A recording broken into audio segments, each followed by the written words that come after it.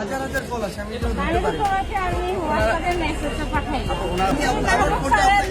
ফোনটা আপনাকে দিয়ে দেই, না। আপনাকে 3 দিন দিচ্ছি। সরকার পতনের আন্দোলন করে শিক্ষার্থী থেকে হয়ে গেছেন দেশের নায়ক, আর দেশের নায়ক হয়ে হাজারো তরুণের ক্রাশে পরিণত হয়েছেন সমন্বয়ক সার্জিস আলম। অন্যায়কারীকে যদি আশ্রয় দেন, আপনি অন্যায়কারী, এটা মনে রাখেন, ওর কিন্তু খবর আছে।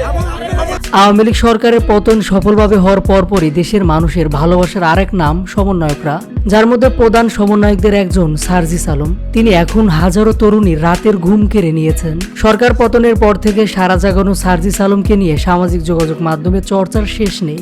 বর্তমানে সার্জিস আলম ব্যস্ত দেশ সংস্কারের কাজ নিয়ে। সেই ধারাবাহিকতায় সার্জিস আলমকে প্রকাশ্যে পেলেই তার সাথে একটা ছবি তোলার জন্য ভিড় জমায় সবাই।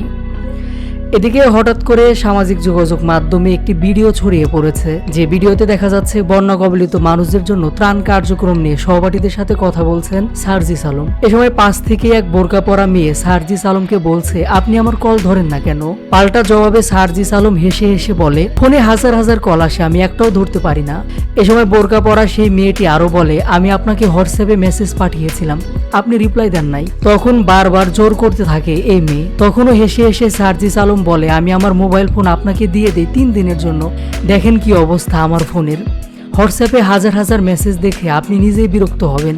সব মিলে মেয়েটি একটু অ্যাটেনশন নেওয়ার চেষ্টা করলেও সার্জিস আলম পাত্তা দেয়নি। সামাজিক যোগাযোগ মাধ্যমে ভিডিওটি তুমুল ভাইরাল হয়েছে।